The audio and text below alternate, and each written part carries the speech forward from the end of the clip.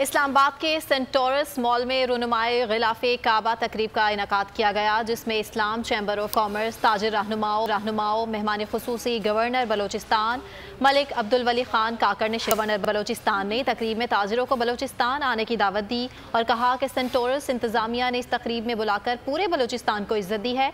बलोचिस्तान में कारोबार और इन्वेस्टमेंट के बहुत ज़्यादा मौके हैं। CEO सेंटोरस मॉल सरदार यासिर इलियास ने कहा कि गवर्नर बलोचिस्तान और ताजिर बिरादरी ने तकरीब में आकर हमें इज्जत बख्शी। हमने बहैसियत कौम साबित करना है कि पाकिस्तान के परचम तले हम सब एक हैं। माह रमज़ान के मुबारक महीने में आवाम के लिए गिलाफ काबा डिस्प्ले पर लगाया है। जो सऊदिया नहीं जा सकते वो इधर देखने की सादत हासिल कर सकेंगे।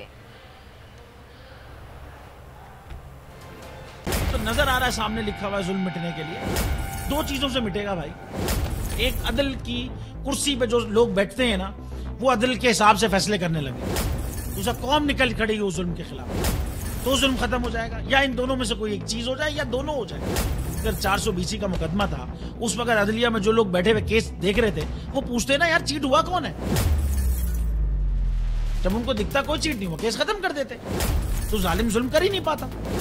9 जजेस ने नोट बिफोर किया मेरे केस को, यार 1.5 साल चला। शख्सी जमानत का केस, सेम केस इस्लामाबाद में कर दिया। एक ही इल्जाम पे 2 केस हो नहीं सकते भाई। मतलब 60 दिन का वक्त होता है। 102 दिन के बाद मैं जीत गया, केस बरी हो गया। 102 दिन के बाद अपील फाइल की, एक्सेप्ट कर ली। नहीं करते ना एक्सेप्ट, खत्म हो जाता ना जुल्म यार। भरी अदालत में मुझे बरी कर दिया, फिर पता नहीं क्या हुआ 2.5 घंटे बाद का नोट बिफोर।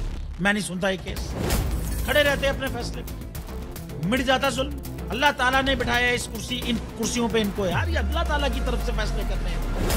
तो या तो ये फैसले आएंगे, जुल्म मिट जाएगा, या कौम खड़ी हो जाएगी जुल्म के खिलाफ।